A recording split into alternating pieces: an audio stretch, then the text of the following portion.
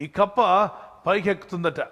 మిగిలిన కప్పలన్నీ అన్నాయి, చూడరా ఈ కప్ప పైకి ఎక్కుతుంది, వీటితో చెప్పండి బుద్ధి లేనివాడు, చెట్టు ఎక్కితే మనమంతా కింద ఉన్నాం, వద్దు ఎక్కొద్దని చెప్పాం కదా, ఎక్కితే నువ్వు పాడైపోతావు, చనిపోతావు, అర్థం చేసుకో అని చెప్తుంటే అవన్నీ వద్దు వద్దు ఎక్కొద్దు ఎక్కొద్దని చెప్తుంటే అది ఇంకా ఇంకా ఇంకా ఎక్కుతుందంటే చాలా ఫాస్ట్గా ఎక్కుతుంది. ఆగట్లా, కింద చూస్తుంది, మళ్ళీ ఇవన్నీ అంటే ఎక్కొద్దు చెప్పాం కదా, పడిపోతావు, చనిపోతావు, నాశనం అయిపోతావు అని చెప్తుంటే అది ఇంకా ఇంకా ఓపిక పట్టి పైకి ఎక్కిందంటే చిట్ట చిట చారు కొమ్మక మీదకి వెళ్ళిపోయింది.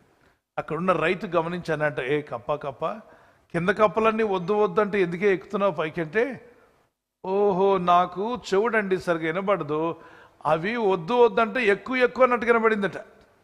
అది రివర్స్లో తీసుకుంది. వద్దు వద్దు అని చెప్తుంటే ఎక్కువ పర్లేదు అన్నట్టుగా అనిపించిన ఎక్కానండి పైకి అని.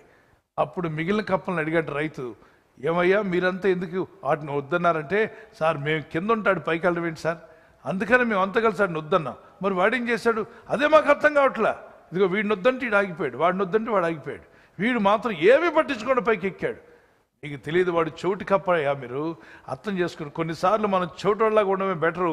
దేవుని స్వరం వినుకుంటూ వెళ్ళిపోవచ్చు. పొగిడే వాళ్ళ మాట విని మోసపోవద్దు, నిరుత్సాహపరిచేవాడి మాట వినొద్దు.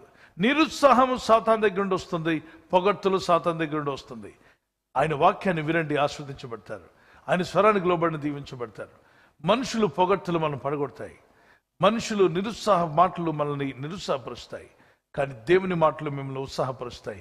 అందుకే ఎల్లప్పుడూ దేవుని వాగ్దానాలు పట్టుకొని వాక్యం పట్టుకొని చదివి ధ్యానించి, ప్రభా నీ మాటలు నేను హత్తుకుంటున్నాను దేవా అని ఎప్పుడైతే వాక్యం మీద ఆధారపడతారో, దేవుని వాక్య స్వరము, పరిశుద్ధాత్మని స్వరము, నిజ దేవుని స్వరము నీ ఆత్మీయ యాత్రలో ఆగిపోకుండా సాగిపోయే కృప దయచేస్తాడు దేవుడు.